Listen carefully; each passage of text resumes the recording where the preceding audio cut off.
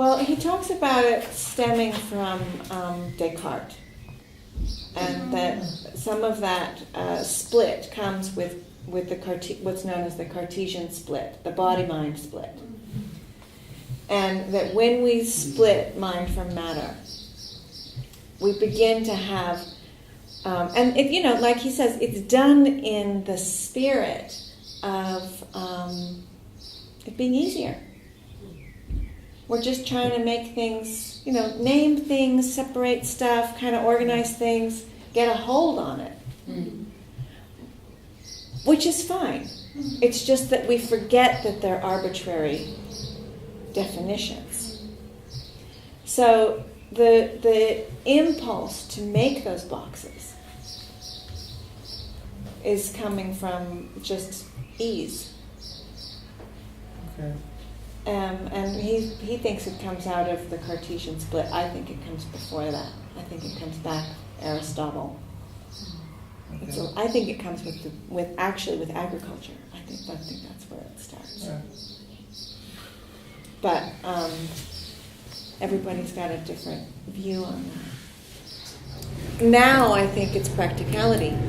We live in a world that actually demands that we do, and there's the expectations of your professional colleagues, the expectations of the clients, the expectations of the families, the expectations of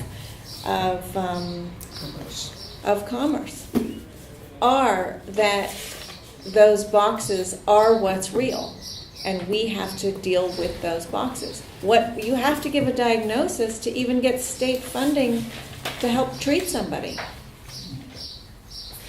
And so, there's the process is deeply ingrained in the way that we have to go about our business. And so I guess then what we're really talking about is how each of us as individuals is going to work with the relationship between these worlds. And that's what I do. It requires there's a line at the end of this film that says it's totally punk rock.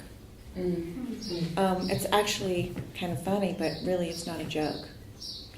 There's a kind of risk-taking and stepping outside of our cultural expectations that requires a tremendous amount of courage. It's a kind of courage we don't see very often, actually.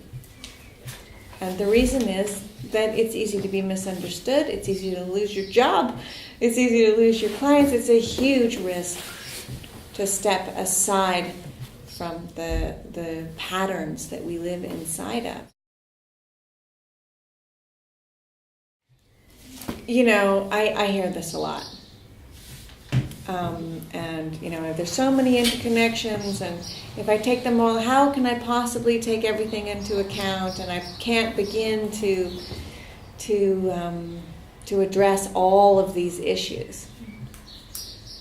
But at the same time, if we don't start to operate with a higher level of complexity, we are not going to be able. Right.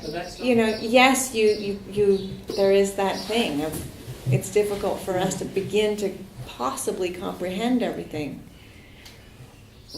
But we can know that there's a lot to comprehend. Sure. Mm-hmm. And just that changes the aesthetic of the way we interact. It will change the overtones of our approach. And I think that's a huge shift right there. And it changes the tools that you use, I think. If you're talking about the practicality of what am I going to do with this patient?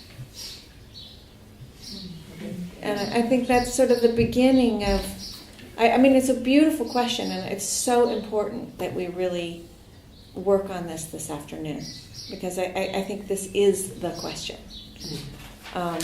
And it's unlikely that there will be support for wider approaches from within any institution that you're working with. There might be lip service to it, but you're certainly not going to get this kind of cross-sector material support. It's not going to happen. So, I mean, we could have a big shift in the world, but right now, it's not really happening.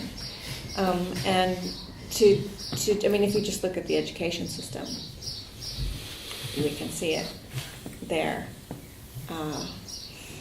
among other places.